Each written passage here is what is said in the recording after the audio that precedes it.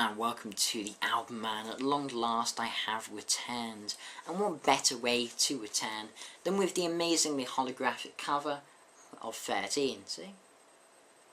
How cool is that? Yeah, so this is the deluxe edition which I got, and yeah, I'm going to be reviewing 13 at long last. I promised this review for it seems like as long as this album's been in production. So anyway, this album, I really didn't think, like with Bowie, say, you know, with The Next Day, I didn't think I'd ever be saying new Bowie album, certainly, you know, reviewing one. I didn't think I'd ever really review a new Black Sabbath album, even when, you know, I heard about it last year and such. I didn't really think it was going to come out. I thought it might have that, you know, I mean, it's been in the works for such a long time. I thought it might end up having that Duke Nukem Forever syndrome. And really, I only believed it had been released when I held its oh-so-cool holographic cover in my hand and the music began to play from the disc, which is what I expect as a minimum from CDs, you know. But yes, as I said, it's been in the works since 2001. Rick Rubin always intended to produce this, and I personally like Rick Rubin. I know he gets a lot of hatred. You know, I think in general he's a good producer. Yes, I mean, I'm not saying Death Magnetic by Metallica exactly had the greatest production ever, far too overcompressed and loudness war bullshit, but I very much like the last album he produced, which was ZZ Top's La Futura, their triumphant return after many, many years, and that was a phenomenal album. So does he do the same thing with Black Sabbath? Well, one thing that certainly seems encouraging is he, you know, at the beginning of the sessions, he played them the entirety of their first album and just said, forget everything else you've learned, do this. And this album, it's certainly hugely influenced by the first album. But does it end up plagiarising itself and become stale? Or is this actually a fresh look at the sound Black Sabbath once had? And is this a good follow-up to everyone's favourite album, Never Say Die? Because everyone loves that album. It's not that great, to be honest. Yeah, that was 78. How had it been an album with Ozzy since 1978? God damn. That is, certainly to me, a long, long time ago. Okay, so let's start with, you know, let's just get into the meat of this, with the end of the beginning, or the beginning of the end? No, end of the beginning. More bloody paradox lyrics from Geezer, and yes, it's a fairly dodgy lyric. Is this the end of the beginning, or the beginning, or the end? Is this the end of the beginning, or the beginning of the... I don't even know, I'd have to look on the back. End of the beginning, it's called. Okay. A dodgy lyric anyway. And he wrote most of the lyrics on the album, though Ozzy did contribute on some, like God Is Dead. He came with the general theme and the chorus, and Geezer sort of illustrated the rest of it. And luckily, that's a weird way, luckily, Geezer's bass is certainly a lot better than the pseudo-philosophical lyrics as it thumps along, supporting the intensely dark riff presented by Iommi that straight away reminds me of the title track of their self-titled album, especially in the way it slows down before Ozzy's voice comes in. And here we also get the first glimpse of the beating of the drums of Brad Wilk, the Rage Against the Machine and Audioslave drummer who replaced Bill Ward after contract issues and disputes and stuff. And you know, Iommi with his health issues, he just wanted to get on with the recording of the album before in case anything happened. Yeah, I mean, I personally wanted Vinny Appice to replace Bill Ward. I mean, he was on the last Black Sabbath album, which in my opinion was Heaven and Hell's the Devil You Know. I mean, it had Geezer, it had Iommi, it had Vinny, and it had Dio. I mean, that sounded pretty Sabbathy to me, and it was epic as well. Yeah, I like Vinny Appice, even though his drums on The Devil You Know weren't that great, as I'm sure anyone who's heard it will know, but there's other reasons for that I'm not going to go into in this review. But anyway, yeah, he's proven himself to play Sabbath style wonderfully, I mean, on, Mob Rules.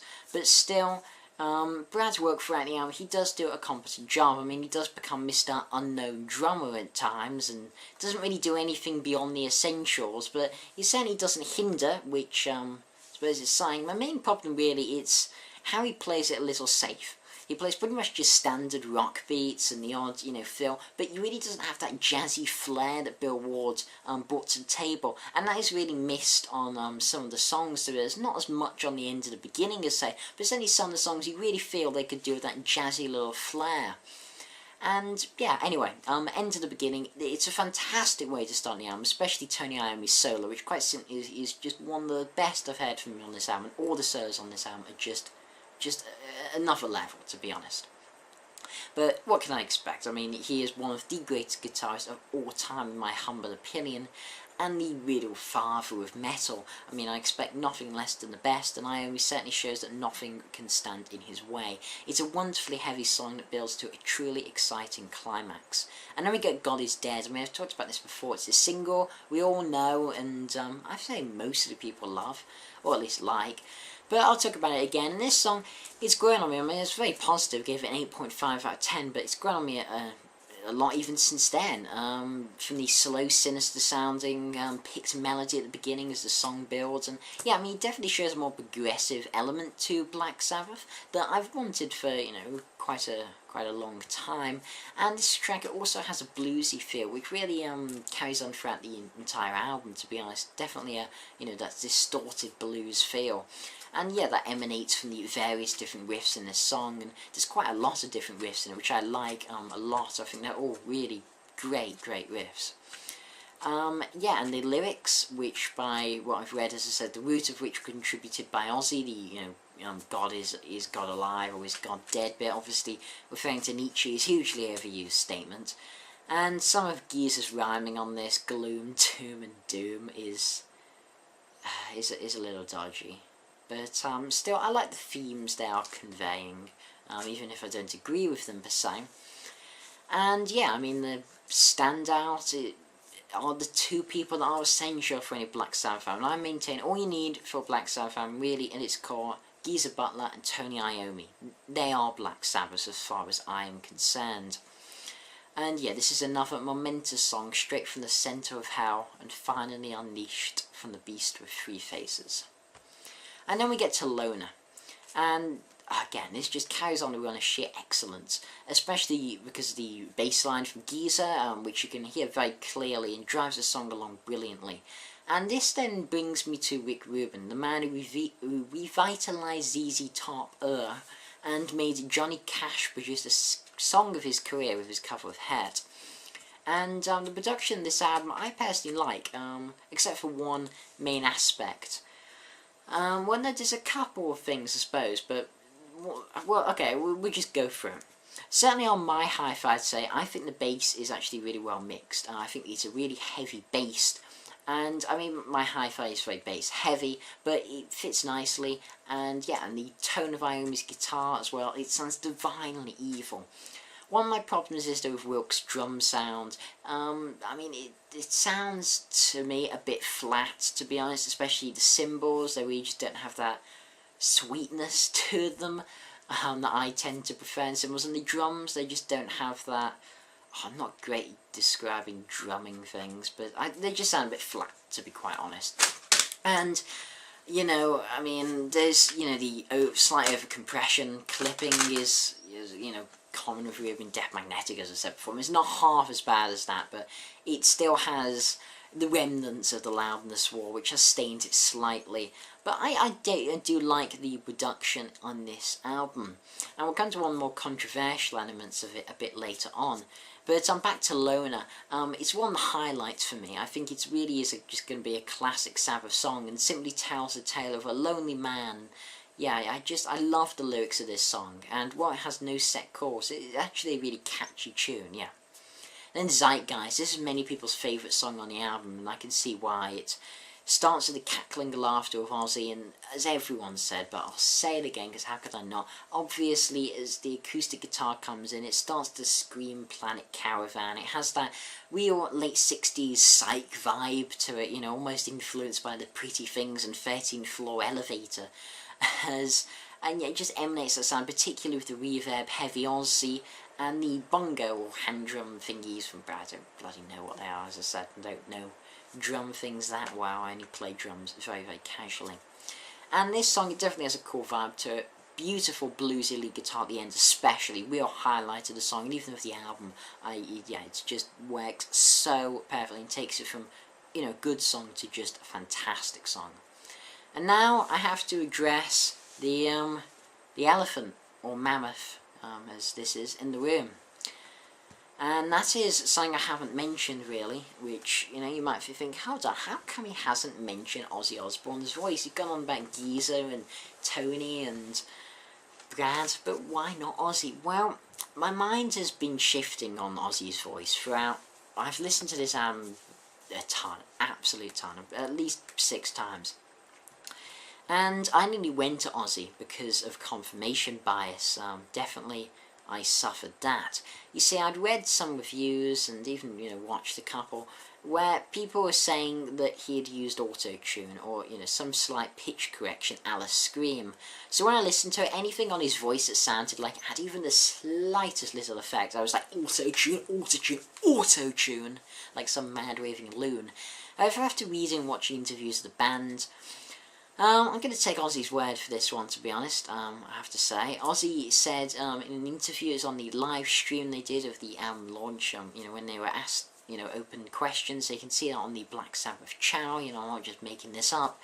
Ozzy was saying about how that Rubin went for a more naturalistic approach, less Pro Tools heavy, and that, he's been very much the victim of vocal processing, shocker, before.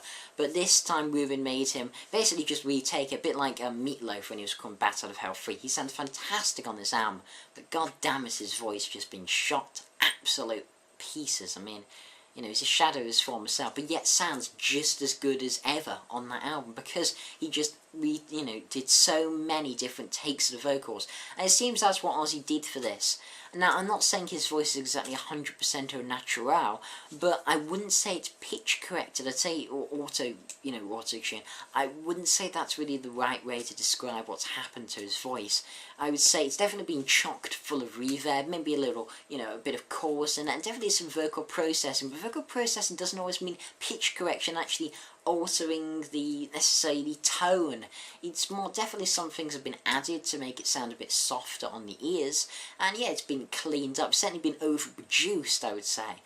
I prefer slightly underproduced vocals, to be honest. It's definitely been cleaned up, but that doesn't mean it's been pitch correct. In fact, there's even some dud notes on the album I've noticed in my 6 times of listening to this. Sometimes he does miss the thing and it hasn't been corrected, which definitely leads me to believe that they, if they were really going to go down the auto-tune route, then they would have fixed things like that, So yeah, I genuinely don't believe he did use auto-tune. If I'm wrong, oh wow, but it seems that he didn't. And he certainly does put in a very good vocal performance, one of the best I've heard him for years, though does lack a little emotion at times. That's one of my, a little gripe of mine with the album, that really his voice, it does lack a bit of passion. It can sometimes sound a little wooden, a little mechanical, and yeah, certainly makes me miss Dio, but Okay, let's move on to Age of Reason, and this has one of my fave riffs on the album from the King of Riffs, Iommi, and damn, it just has such a cool sound to it. I would say maybe it's the weakest track on the album, but that's not to say it's not any good. I mean, there isn't a bad song on this album, to be honest. It still has that evil, dark tone to it, as Ozzy sings Geezer's lyrics about the Age of Reason, shocker. And, yeah, but I find singing-wise, it doesn't really seem to go anywhere. Not that that's a fault of Ozzy, it's just the way the song's written. It doesn't really, certainly vocally or whatever, it doesn't really build to anything. It just feels a little anticlimactic, and I'm not a big fan of the last couple of lines of the song. That's sort of, I can't even remember, like the politics, money, religion, but it just, it makes me cringe a little, I have to say.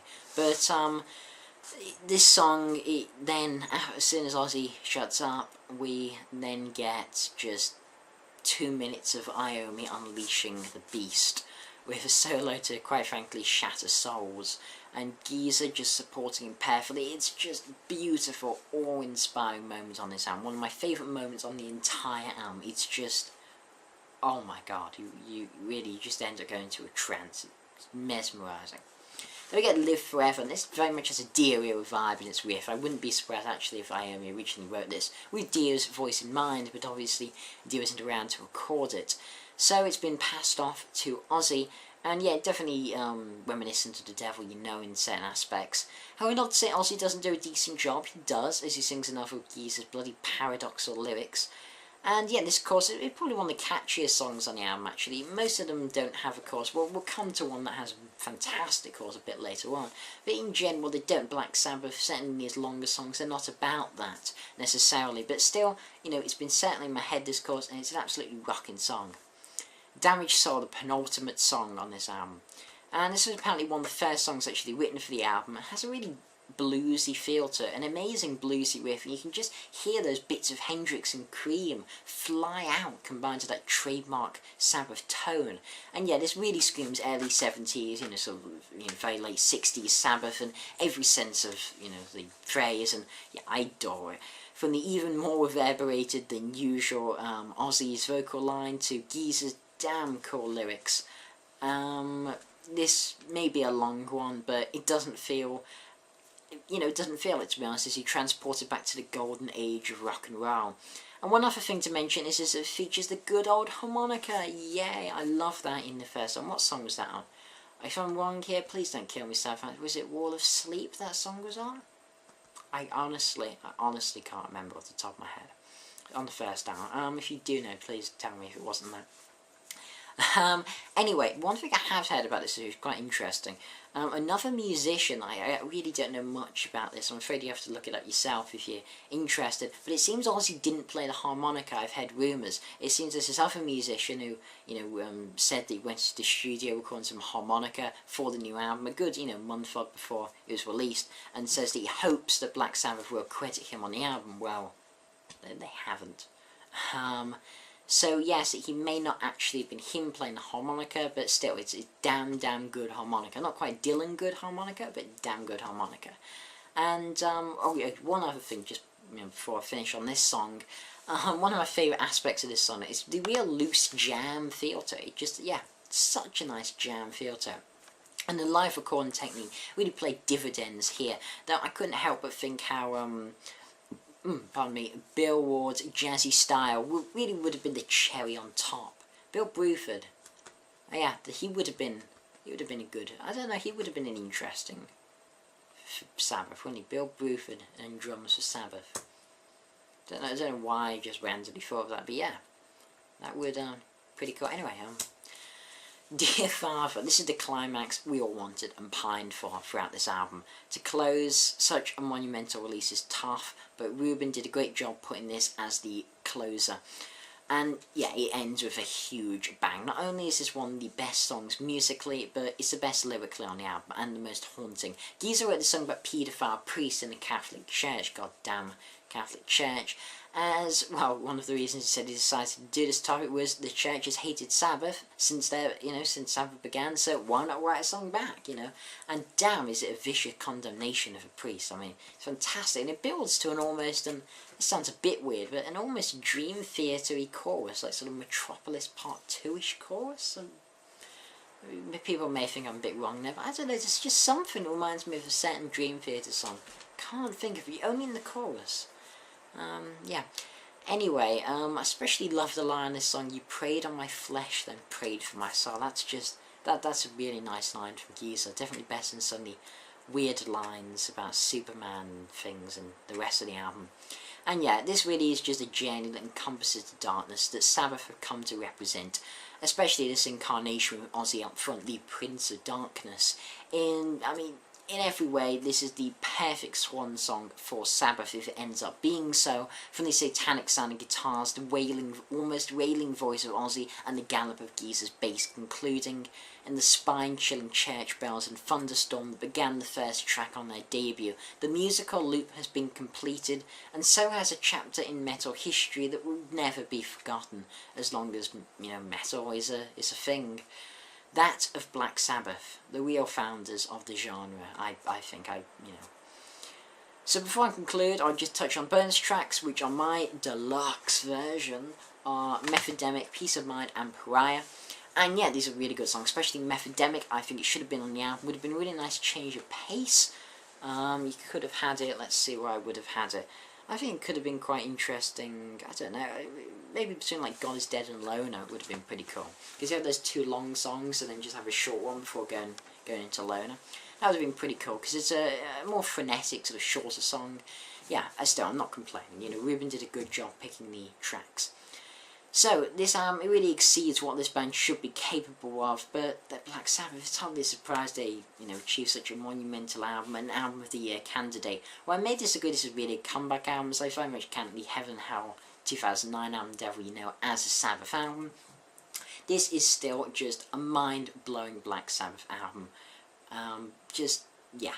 I mean, it even deserves its own rating system. And it gets 9.5 decapitated heads out of 10. This has been the Album Man. Thanks for watching. Comment, rate, subscribe, all that good stuff. And as usual, long live rock and roll.